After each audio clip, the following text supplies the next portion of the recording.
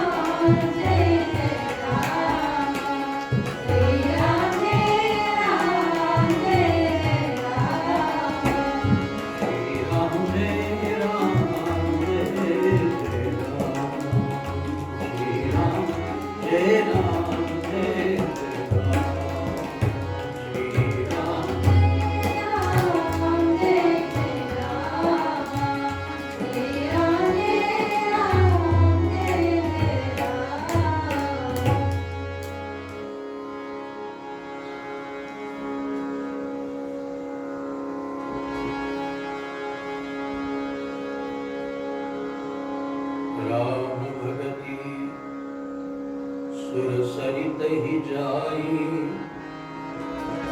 मेरी सुकीरति सरजू सुहाई। सानुजना समरथ सुपावन, मिले महान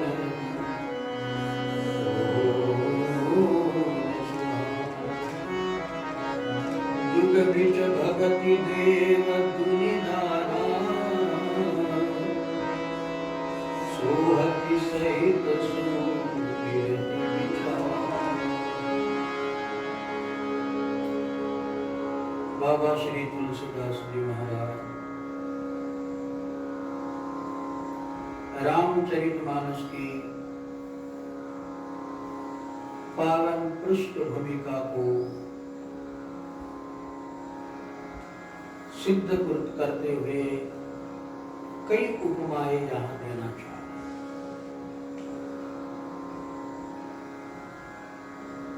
इस 40वें दोहे में बाबा कहते हैं कि मेरी जो रामचरितमानस है यह सुंदर कीर्ति रूपी सुहावनी सरजू, जिसमें रामचरितमानस में भगवान की कीर्ति का वर्णन है, तो उसको रूपक दिया सरजू नदी, मानव सरजू है, और वह राम भक्ति रूपी गंगा जी से मिलने जा रही।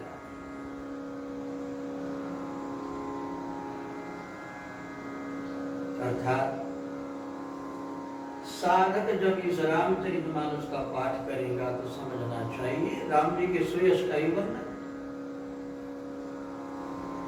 तो राम जी के सुयश को, कीर्ति को साधक स्मरण करते हुए उसमें राम जी के प्रति यदि भक्ति भाव जागृत हो जाए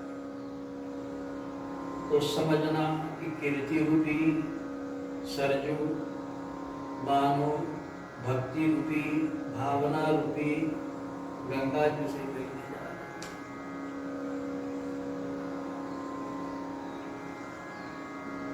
हैं। रामचरितमानस का पाठ तो बहुत करते ही हैं,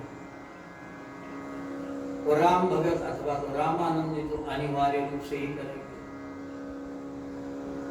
लेकिन यूं ही चौपाई पढ़ते हुए हम आगे आगे निकल गए। अखंड रामायण चले, ये ठीक है, उपासना की दृष्टि से हम अखंड मानस पाठ करें, अच्छा, किंतु नित्य प्रति जब साधक पाठ करे तो उस दोहे को यदि दोहा चौपाई का अर्थ ध्यान में ना आए तो नीचे जो अर्थ लिखा होता है उसके अर्थ को हम स्पर्श करें,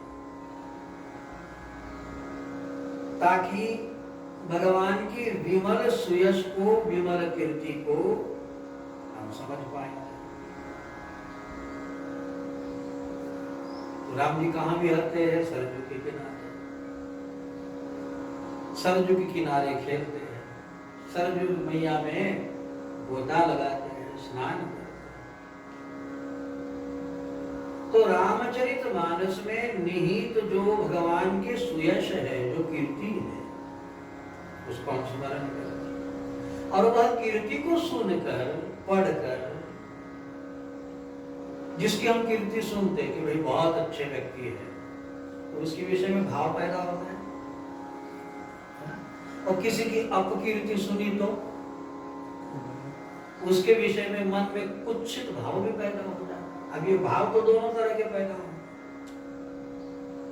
अपकीर्ति सुनो, आयस सुनो तो मन में वो भाव पैदा हो जाएगा, लेकिन सुकीर्ति सुनो, उनके सुयश सुनो तो लगता है कि भाई हाँ, ऐसे व्यक्ति को तो मिलना चाहिए। हमारे भी मन में होता है कि ऐसे व्यक्ति को हमने प्रत्यक्ष देखना चाहिए, दर्शन करना चाहिए। तो ऐसे ही भाव बाबा यहाँ दे रहे हैं कि यदि तुम रामचरितमानस का पाठ कर रहे हो तो भगवान की कीर्ति का ही तो वर्णन है। राम भगति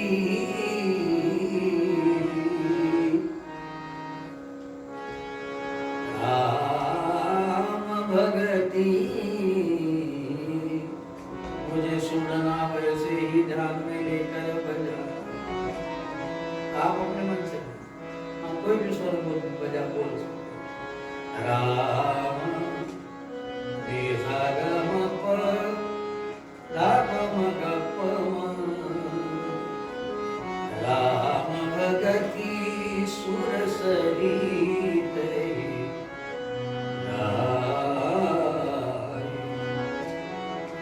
जाय, निसा प म ग नि नि सा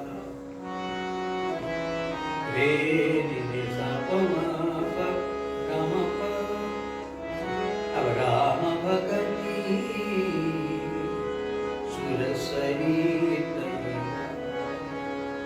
मेरी सुकीर्ति सरजु सुहाई। राम जी के सुयश को, कीर्ति को हम सुनेंगे जैसे किसी व्यक्ति के सुयश को सुनकर उससे मिलने का भाव पैदा होता है। तो ऐसे ही राम जी की कीर्ति आपने सुनी, मन में लग रहा कि राम जी के दर्शन होने चाहिए।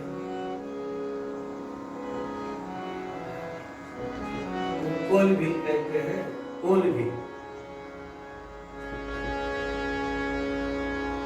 राजा बाबू हवा, राजा बाबू हवा, राजा बाबू हवा, राजा बाबू हवा।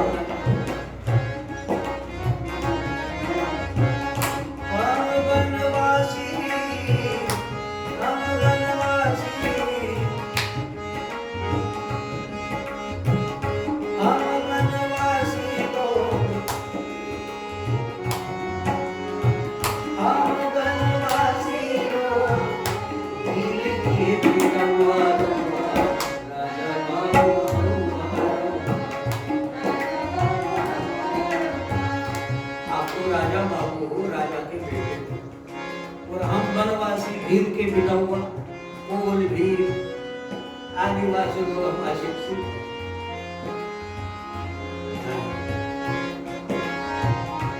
कोल भील कहते भगवान हम आप तक कैसे पहुंचे, क्योंकि कहाँ आप राजा के बेटे और कहाँ हम कोल भील आदिवासी बेटे, लेकिन हम आपके नजदीक कैसे पहुंचे।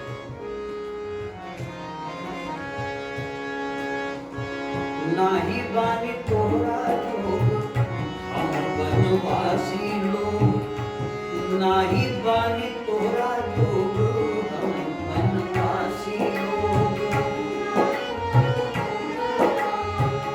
हम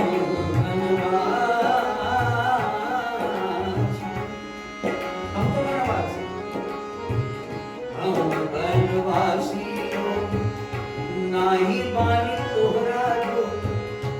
किंतु हम आप तक नजदीक इसलिए आ गए, नाही बानी तोरा जोग,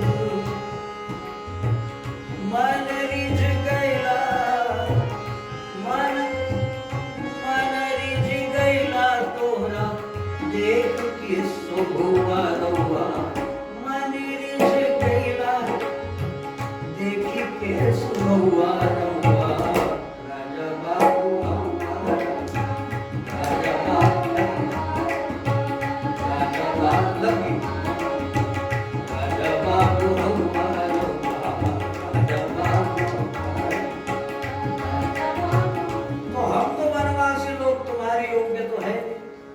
किंतु भगवान आपको देखकर मन रिझी गैला तोहरा देख के शुभ हुआ।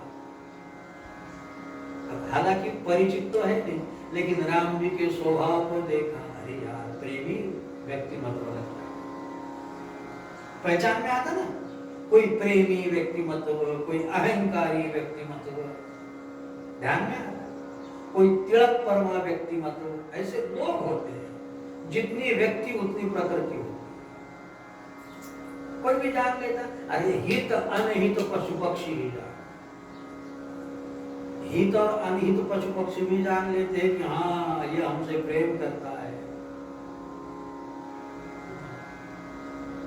अपनी मयूरी है ना, मयूर, इसके पहले गौरी थी, गौ माता, तो गौरी के पास में और को तो आने दे, लेकिन डॉक्टर आ जाए तो, क्योंकि वो जानती थी ये डॉक्टर लगाता है इंजेक्शन, डॉक्टर आ जाए तो फिर तूफान कर ले। पशु पक्षी भी जानते हैं कि ये व्यक्ति हमको तकलीफ देने वाला है, ये व्यक्ति हम पे लाड लड़ाने वाला है। तो ये आदिवासी बेचारे कोल भी कह रहे भगवान हम तो कोई पशु पक्षी है नहीं, है तो इंसान। तो भगवान हम आपके नजदीक पहुंचने, हालांकि आप कहाँ राजा बाबू, राजा के बेटे, हम कहाँ वनवासी, कोल भील के बेटा हुआ, किंतु आपके करीब आने का कारण यह है मन रीझ गला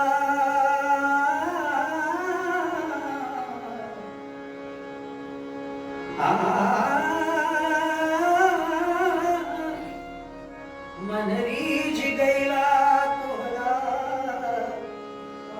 देख के सुभवा रउआ। आपका स्वभाव है तो आपके नजदीक आने को मन हुआ। तो राम जी कहने लगे आपने तो बड़ी सेवा की हमारी। बोले सेवा यह हमारी अति बड़ सेवकाई लेहिन बासन बसन चुराए। आपके कपड़े और बर्तन चुरा के नहीं ले गए, ये हमारी सेवा से। दिन निकले तो हम पाप करने में समय जाता है प्रभु। क्या बोलते, पाप करत निसिबासर जाई, नहीं कटिपट नहीं पेट अगाई। हमारा दिन ही पाप करने के लिए और हत्या करने के लिए निकलता है। लेकिन भगवान यह रघुनंदन दर्श प्रभाव, हम आपको सुधरे सुधरे लग रहा है कि हमारी सेवा की हमारा कोई प्रभाव नहीं है। यह रघुनंदन दर्श प्रभाव। तो भगवान का स्वभाव, भगवान का प्रभाव यदि कोई भीलों पर भी छा जाता है, बेचारे अशिक्षित, बेचारे पाप करने वाले, उन पे भी यदि छा जाता है और हम यदि मानस का पाठ करें, इसमें भगवान की कीर्ति का प्रभाव, इसमें भगवान की सुयश का स्वभाव यदि हम पढ़े तो हम जो राम जी से करने की इच्छा नहीं होगी। तुलसीदास जी कहते अस प्रभु दीन बंधु हरि, कारण रहित दया, बिना कारण दया करने वाले तुलसीदास सटता ही भजो, छाड़ी कपट जन। हे तुलसीदास ऐसे भगवान को नहीं भजे और किसको भजेगा? तो राम जी के सुयश पढ़कर, उनका प्रभाव, उनकी कीर्ती पढ़कर यदि पढ़ रहे हो, एल्ले मराठी म्हणतात पुढे पाठ मागं सपाट, कहाँ तक गए, ये आदि हो गई, अब 2 दिन में पूरी रामायण होने वाली है। अच्छा है, किंतु यदि स्पर्शीभूत होकर पढ़ो तो उसका बड़ा लाभ होता है। क्या लाभ होगा कि राम जी की कीर्ति ही सरजू मैया है, और यदि ये कीर्ति सुनकर राम जी में भाव जागे तो समझ लेना सरजू मैया भक्ति रूपी गंगा जी को जाकर मिल गई। बात समझ में आई? ये पढ़ोगे तो समझना कि हाँ सरजू में गोते लगा कीर्ति। किंतु भगवान की कीर्ति सुनकर मन में भाव जाग जाए, वाह बड़े, ऐसे प्रभु तो दुनिया में नहीं। और वाकई राम जी के जैसे कोई नहीं। कन्हैया को भी शुद्ध प्रेम चाहिए। हाँ, राम जी तो जानते ही नहीं। राम जी को एक बार कह दो कि मैं आपका हूँ, आत्मसंज धनुषाय बक्षया सुग्नि संगिनो रक्षणाय मम राम रक्षण। राम जी अपने भगत की रक्षा निरंतर करते हैं, आत्मधनुष बाण। अन्य भगवान जाने दीजिए, लेकिन राम जी का स्वभाव आप देखोगे तो राम जी अपने भक्त की गलती को देखते हैं। इसने क्या गलती की है नहीं देखते। हनुमान जी भले ही देख ले, लेकिन हनुमान जी भी बड़े प्रेमी हैं। हनुमान जी कैसे प्रेमी है? कोई राम नाम जप लेना बस हो गया, फिर हनुमान जी महाराज प्रवेश दे देते उसको, जैसे कि विभीषण को प्रवेश मिल गया। विभीषण कहता कि तामस तनु कछु साधन नाई, निश्चर वंश जन्म सुरत्राता मेरा तो भगवान को दीन वचन सुनी प्रभु मन भावा, और भुज विशाल गई हृदय लगा। क्या कह रहा है विभीषण राम जी से कि प्रभु मैं तो निश्चर कुल में जन्मा हूँ, सहज पाप प्रिय हूँ और आपके शत्रु का भाई हूँ, कभी भजन नहीं किया है। ऐसे दीन वचन राम जी बड़े प्यारे लगे। दीन वचन सुनी प्रभु मन भावा वाह, इतनी निखालसता से बोल रहे। तो भगवान उठकर खड़े हो गए, भुज उठाई,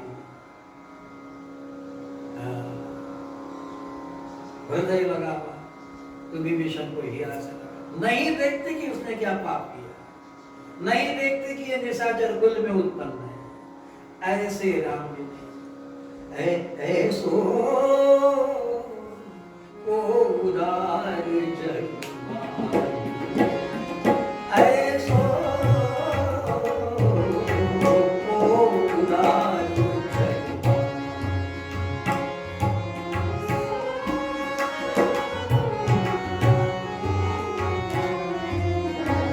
बीनु सेवा द्रवे बीनु पर राम सरिस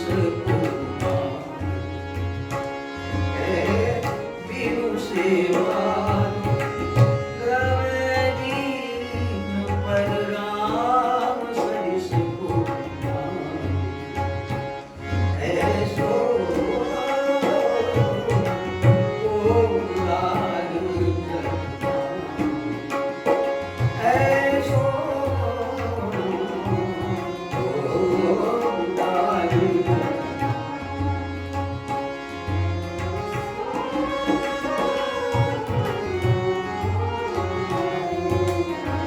सेवा से रामचंद्र ने मुझ को बस कह दो मैं आपका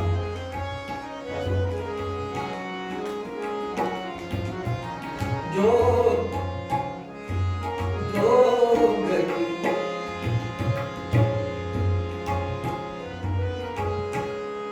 जो गति जोग विराग जतन करी जो गति जोग विराग जो योग वैराग्य करके गति प्राप्त होती है मुझे विराग जतन नहीं पावत ज्ञानी नहीं पावत ज्ञानी सो गति दे हीन शबरी को करो सो गति दे हीन शबरी को सो गति दे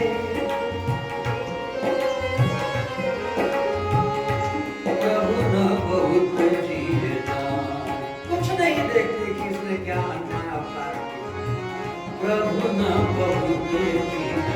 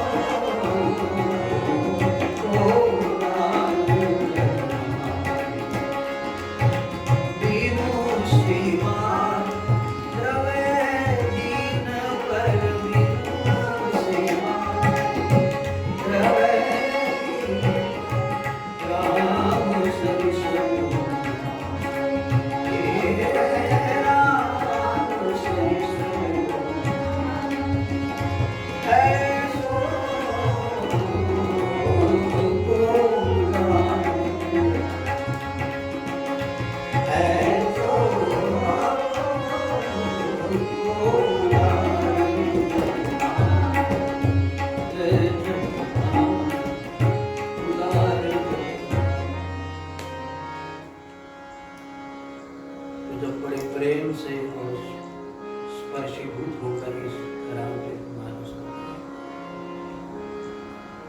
जब छोटे से थे गुरु महाराज के शरण में तो बाबा हम दोपहर में सोते नहीं थे आराम भी करते तो बाबा बड़े बाबा कहते थे गुरु महाराज रामचरित मानस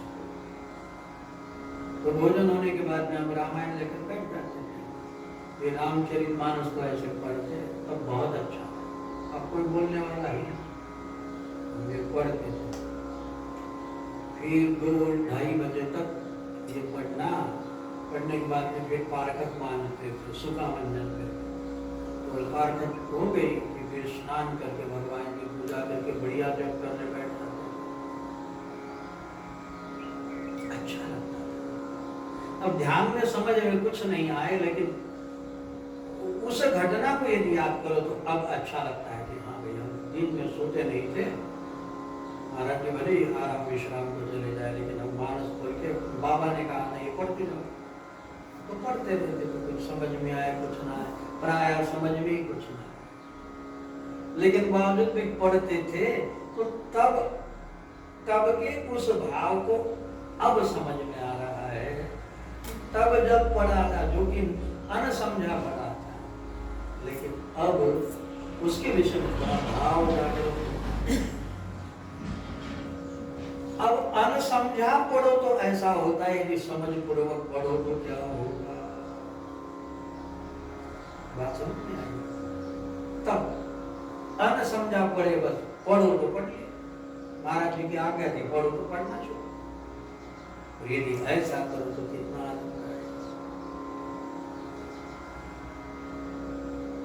तो तुलसीदास जी बाबा इस 40वें दोहे की प्रथम चौपाई में कहते हैं कि राम जी की कीर्ति ये सरजू मैया है, और कीर्ति को पढ़ते पढ़ते सुनते गूंजते मनन करते हुए कि हमारे राम जी की ऐसी कीर्ति है, ऐसा प्रभाव है, ऐसा स्वभाव है, यदि स्पर्श हो जाए तो राम जी के प्रति भाव जागेगा, अर्थात भक्ति जागेगी, और यदि भक्ति जाग गई तो समझना अब भक्ति रूपी गंगा जी सरजू से मिलने आ रही है।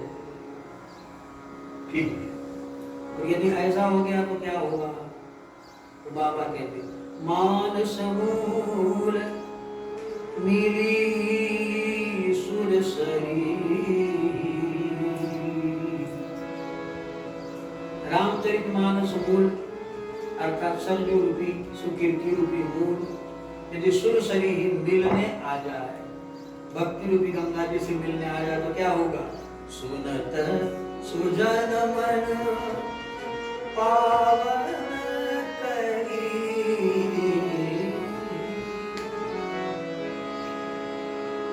तो जिसके मन में भाव जागृत हो जाएगा तो ऐसे सज्जन का मन पावन हो जाएगा। देखो मन पावन हो जाएगा, मन हो। कल रामदेव बाबा ने एक बड़ी प्यारी बात टीवी पे कही, हमारे 10 इंद्रियां है, और 11वां इंद्रिय कौन सा है? मन।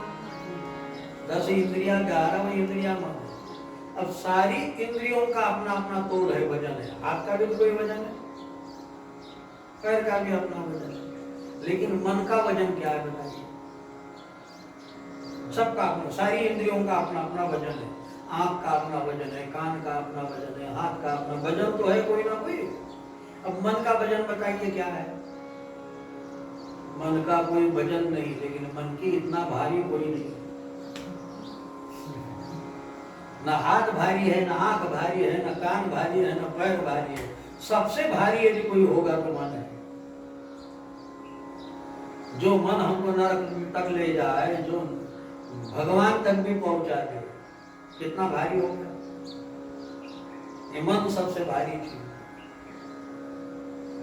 कहते हैं ये भारी मन जन्म जन्म व्यक्ति के खराब कर देता है, कुत्सित कर देता है, बिगाड़ देता है। ऐसे मन को साबित करने के लिए, ऐसे मन को शुद्ध करने के लिए बाबा कहते हैं यदि राम जी की कीर्ति सुनकर मन में भाव रूपी गंगा जी प्रकट हो जाए तो उसका परिणाम क्या होगा?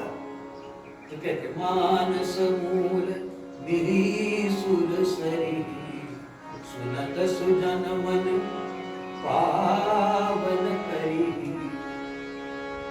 बिच बिच कथा विचित्र विभागा, जनुसरी तीर तीर अनुभागा। तो यदि ऐसा हो गया कि राम जी की भक्ति जाग गई तो हमारा साधक का मन पवित्र हो जाएगा। और फिर ये मानो सरजू में गंगा जी मिल गई तो उसके किनारे भी होंगे। यदि गंगा और सरजू है मिल गई तो उसके किनारे होंगे। तो तुलसीदास जी बाबा कहते इसमें बीच बीच में अलग अलग बताए, जैसे शिव जी की कथा है, काकभूषण जी की कथा है, प्रताप भानु की कथा है, नारद मोह की कथा है, मनु शत्रुपा की कथा है। तो बीच बीच कथा विचित्र विभागा, जन सरी तीर तीर वन बागा। तो समझना कि मानो वन में आप विचरण कर रहे हो, बगीचे में बाग में विचरण कर रहे हो, ऐसे आपका मनोरंजन होगा, बड़ा आनंद आएगा आपको। और फिर उमा महेश विवाह बरानी, तेजन जग अगणित बरानी। उमा महेश विवाह